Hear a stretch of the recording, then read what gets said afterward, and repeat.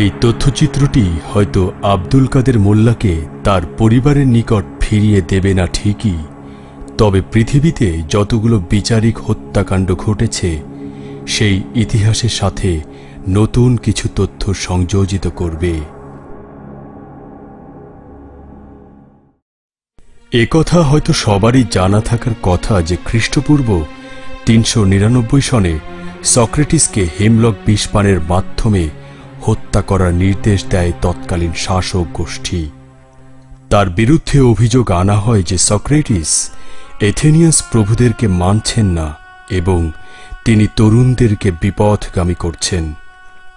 প্রসিকিউটররা তার কোনো যুক্তি না শুনেই তাকে মৃত্যুদণ্ড প্রদান করে। জুডিশিয়াল কিলিং বা বিচারিক হত্যাকাণ্ডের শিকার হতে হয় সক্রেটিসকে। যদিও অনেকে সক্রেটিসকে একত্ববাদের অনুসারী, আবার অনেকে নবী হিসেবে আখ্যায়িত করেছেন।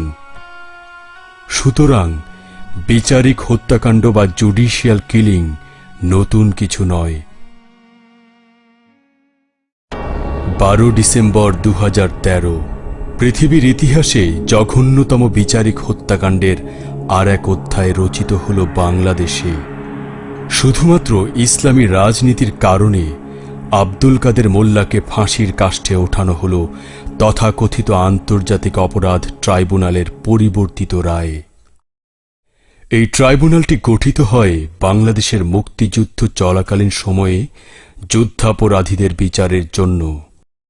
আন্তর্জাতিক নাম দেয়া সত্ত্বেও এই ট্রাইব্যুনালে আন্তর্জাতিক মানের ছিটে ফোঁটাও লক্ষ্য করা যায়নি। আন্তর্জাতিক নাম দেবার পরও আসামি পক্ষে বিদেশি আইনজীবী নিয়োগে নিষেধাজ্ঞা প্রদান করা হয়। এমনকি এয়ারপোর্ট থেকে ফিরিয়ে দেয়া হয় ব্রিটিশ আইনজীবী টবি ক্যাডম্যানকে। এই ট্রাইব্যুনালের নিরপেক্ষতা নিয়ে প্রশ্ন তোলে খোদ মার্কিন যুক্তরাষ্ট্র, যুক্তরাজ্য, তুরস্ক, ইউরোপীয় ইউনিয়ন, জাতিসংঘ, হিউম্যান রাইটস ওয়াচ সহ অনেক দেশ ও প্রতিষ্ঠান। নিরপেক্ষতার শেষ পেরেক ঠুকে যায় ট্রাইব্যুনালের চেয়ারম্যান নিজামুল হক নাসিমের স্কাইপ কেলেঙ্কারির পর, যার মূল্য দিতে হয় তাকে পদত্যাগ করে। তারপরও চরম সমালোচনা ও নিষেধাজ্ঞা সত্ত্বেও আন্তর্জাতিক অপরাধ ট্রাইব্যুনাল একের পর এক প্রশ্নবিদ্ধ রায় প্রদান করতে থাকে। এই ট্রাইব্যুনাল প্রথম রায় প্রদান করে আব্দুল কাদের মোল্লাকে যাবজ্জীবন দণ্ডাদেশ দিয়ে। তবে এই রায়কে মেনে না নিয়ে কিছু নাস্তিক এবং প্রগতিশীল যুবক শাহবাগে জড়ো হয় আব্দুল কাদের মোল্লার ফাঁসির দাবি নিয়ে। সেখানে একাত্মতা প্রকাশ করে সরকারের মন্ত্রী, এমপি সহ সরকার পক্ষের ছাত্র সংগঠনগুলো। শাহবাগে চলতে থাকে দেশের মানুষকে মনস্তাত্ত্বিক বিভাজনের এক ঘৃণ্য প্রয়াস। কিছুটা সাফল্যও পায় তারা। তাদের পরিকল্পিত দাবির প্রেক্ষাপটে মহামান্য সুপ্রিম কোর্ট আব্দুল কাদের মোল্লার যাবজ্জীবন রায়কে পরিবর্তিত করে মৃত্যুদণ্ডের রায় দিয়ে এক নজিরবিহীন ইতিহাস সৃষ্টি করে। অবশেষে 12 ডিসেম্বর 2013 রাত 10টা 1 সকল নিষেধাজ্ঞা উপেক্ষা করে মৃত্যুদণ্ড কার্যকর করা হয়। এর আগে সরকারকে এই রায় কার্যকর না করার আহ্বান জানানো হয় ইউরোপীয় ইউনিয়ন, জাতিসংঘ মানবাধিকার কমিশন, তুরস্ক, মার্কিন যুক্তরাষ্ট্র, হিউম্যান রাইটস ওয়াচের মতো বড় বড় জায়গা থেকে। কিন্তু এত সব অনুরোধকে উপেক্ষা করে আব্দুল কাদের মোল্লাকে কসাই কাদের বানিয়ে মৃত্যুদণ্ড কার্যকর করে সৃষ্টি করা হয় বিচারিক হত্যাকাণ্ডের নতুন এক জঘন্য ইতিহাস। এটা সেই বাড়ি যেখানে আব্দুল কাদের মোল্লা বেড়ে কাটিয়েছেন তার ছেলেবেলা। একটি রাজনৈতিক দলের শীর্ষ নেতা হয়েও তার গ্রাম্য বাড়িটি দেখলে বোঝাই যায় যে তিনি কতটা সাদাসিধে জীবন যাপন করতেন। আমিরাবাদ ফজলুল হক পাইলট ইনস্টিটিউট, এখান থেকেই আব্দুল কাদের মোল্লা ম্যাট্রিকুলেশন পাশ করেন 1964 সালে। স্কুল প্রাঙ্গণে এসে দেখা মেলে কিছু মানুষের যারা আব্দুল কাদের মোল্লাকে অনেক কাছ থেকে চিনত। এত ভালো লোক ছিল, এত এরা সব মিথ্যা কথা, কোনোই নেই। সেই ধরনের কাজের লোক ছিল না, এখন তারা জোর করে বানাই ফেলাইছে। উনি ভালো লোক ছিল, উনি এই স্কুলে পড়ালেখা করছে। ওনাদের বাড়ি ছিল জরিপের ডাঙ্গি ফার্স্টে ওহনগণে আর কি এই জায়গায় বাড়ি করছে, কি জায়গা কিনা হিন্দুর জমিন কিনা বাড়ি করার পরে তখন ওহনগণে আর কি আইসে দিয়ে স্কুল করতো আগে। তখন এই স্কুলে ম্যাট্রিক পাস করে বাইশী স্কুলে মাস্টারি করতো। তাদের কথায় উঠে আসে আব্দুল কাদের মোল্লার চারিত্রিক গুণাবলী।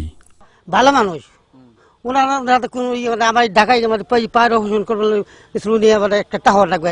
এ হলে সব মিথ্যা কথা, একটাও আর হাসা কথা না, একটাও হাসা কথা নেই, সবই মিথ্যা। এর তারা জোর জুলুম করে ফাঁস দিতেছে, ভালো একটা নেতা, এই তাকে চক্রান্ত। আন্তর্জাতিক অপরাধ ট্রাইব্যুনালে আব্দুল কাদের মোল্লার সপক্ষে অসংখ্য যুক্তি স্থাপন সত্ত্বেও ট্রাইব্যুনাল আসামি পক্ষের আইনজীবীদের কথা বিন্দুমাত্র কর্ণপাত না করে কিছু ঠুনকো সাক্ষীর উপর ভিত্তি করে পরিবর্তিত ফাঁসির রায় প্রদান করে। রায় প্রদানের পরে পৃথিবীর বিভিন্ন জায়গা থেকে রায় কার্যকর না করার জোর দাবি জানানো হয়, এই মর্মে যে ট্রাইব্যুনালের বিচারিক কার্যক্রম ত্রুটিপূর্ণ এবং অস্বচ্ছ, যেখানে আসামিকে তার সপক্ষ সমর্থনের সুযোগ খুব কমই দেয়া হয়েছে।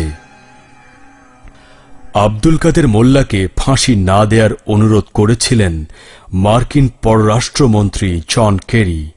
ফাঁসি কার্যকর না করার অনুরোধ জানিয়েছিল ইউরোপীয় ইউনিয়ন এবং তুরস্ক। জাতিসংঘের মানবাধিকার কমিশন মৃত্যুদণ্ড কার্যকর না করতে প্রধানমন্ত্রী বরাবর চিঠি দিয়েও কোনো লাভ হয়নি। ব্যারিস্টার মুন্সি আহসান কবিরের কাছে পবিত্র কোরআন শরীফ উঁচু করে শপথ করে আব্দুল কাদের মোল্লা বলেছিলেন, 1971 সালে মিরপুরে কসাই কাদের কর্তৃক যেসব হত্যা ও মানবাধিকার অপরাধের জন্য আমাকে মৃত্যুদণ্ড দেয়া হল, তার একটি অপরাধের সাথে আমার দূরতম কোনো সম্পর্ক নেই। তিনি এও বলেন, 1973 সালের আগে মিরপুরেই যাননি তিনি। যদিও তার এই শপথের কোনো মূল্য নেই অবিশ্বাসীদের কাছে। যে ছবিটিকে দেখিয়ে বলা হয়েছে যে এই সেই কাদের মোল্লা, সেই ছবির সত্যতা কতটুকু তা আজ পরিষ্কার সবার কাছে। সকল আন্তর্জাতিক অনুরোধ উপেক্ষা করে অবশেষে জুডিশিয়াল কিলিংয়ের মাধ্যমে আব্দুল কাদের মোল্লার ফাঁসির রায় কার্যকর করা হয়। সাধারণ ডায়েরি তো দূরের কথা, তাকে কেউ কখন বলে নাই যে আপনি এই অপকর্ম করছেন। তাহলে 40 বছর পরে নতুন করে কি করে একটা জিটিএনটি বন্ধ নাই, তখন 71 যারা কোলাবরেটর ছিল, যুদ্ধ অপরাধী ছিল, তাদের বিচার হওয়ার কথা ছিল, তাদেরকে রাজনৈতিকভাবে মুক্ত করে দিল সিমলা চুক্তির মাধ্যমে। অথচ এই 40-45 বছর পরে এসে কোনো জিটিএনটি যাদের বিরুদ্ধে একটা মামলা হয় নাই, তৎকালে অনেক লোক অ্যারেস্ট হয়েছে, অনেক নামে মামলা হয়েছে, এর নামে একটা মামলাও নাই, জিটিএনটিও নাই। তাহলে কি তখন এই লোকরা দেখে নাই? এখন যারা নাচানাচি করে যে সমস্ত তা জন্মই হয় নাই, তখন বলে কসাই কাদের তো প্রশ্নই ওঠে না। জানাজা করার সুযোগ দিছে, মূল কারণ হলো কাদের মোল্লা যদি এখানে সময় নেয় তাহলে হাজার হাজার লোক যেভাবে আসবে, এরা ভয় পাইছে থানা হয়তো থানা সহ আক্রমণ করবে, মানুষ উত্তেজিত হবে। তারা কাদের মোল্লার লাশকে অনেক বেশি ভয় পাইছে জীবিত কাদের মোল্লার সাথে, যার কারণে সময় দেয় না আমাদের। ইভেন শুধু এটা না, তার ছেলে মেয়েদেরকে আসার সুযোগ দেয় নাই। তাদের কান্নাকাটি দেখলে হয়তো এলাকার লক্ষ লক্ষ লোক খেপে যাবে, প্রশাসন সেটাকে কোনোভাবেই দিতে পারবে না, টেকেল দিতে পারবে না, বিদায়ী তাদের আসার সুযোগ দেওয়া হয়নি।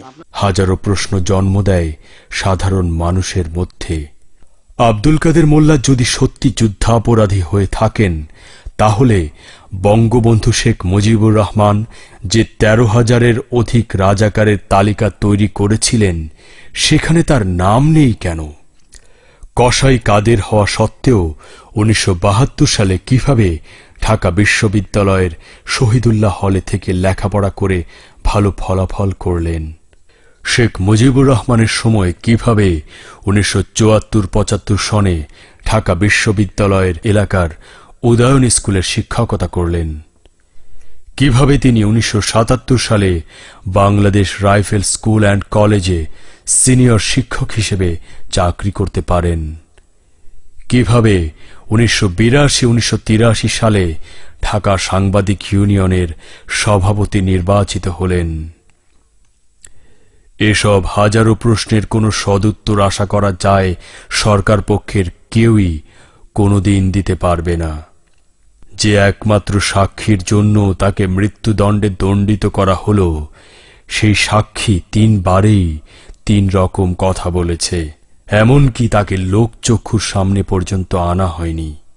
যদিও এখন এত সব তথ্য উপাত্ত আব্দুল কাদের মোল্লাকে তার পরিবার ও শুভানুধ্যায়ীদের নিকট ফিরিয়ে দেবে না, তবে পৃথিবী শেষ অবধি এই ইতিহাস রয়ে যাবে যে আব্দুল কাদের মোল্লাকে মিথ্যা অপবাদ দিয়ে জুডিশিয়াল কিলিং করা হয়। মৃত্যুদণ্ড কার্যকরের পরে সারা বিশ্বে প্রতিবাদের ঝড় ওঠে।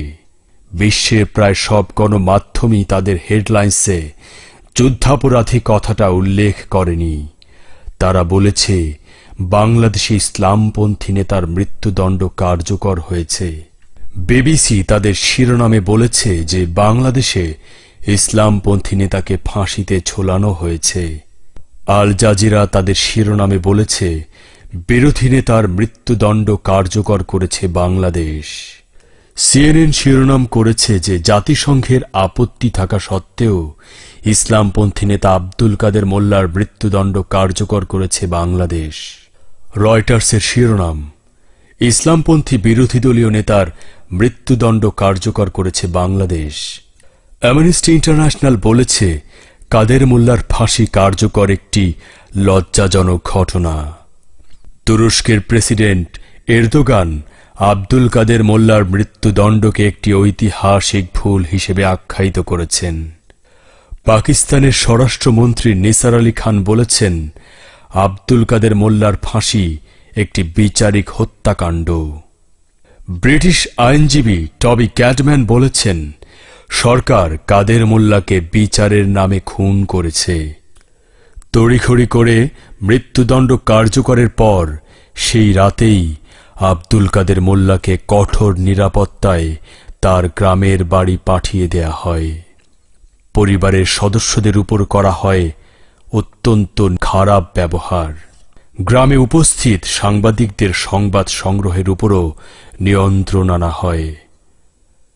তার শেষ ইচ্ছে অনুযায়ী তাকে দাফন করা হয় তার মা বাবার কবরের পাশে। জুডিশিয়াল কিলিং বা বিচারিক হত্যাকাণ্ডের মাধ্যমে রচিত হয় ইতিহাসের এক কলঙ্কজনক অধ্যায়। গোলাম মাওলা রনিকে লেখা আব্দুল কাদের মোল্লার চিঠির বরাত দিয়ে বলতে হয়, কসাই কাদের ঠিকই কিয়ামত পর্যন্ত অট্টহাসি দেবে, আর আব্দুল কাদের মোল্লার আত্মা কষ্ট পাবে কিয়ামত পর্যন্ত।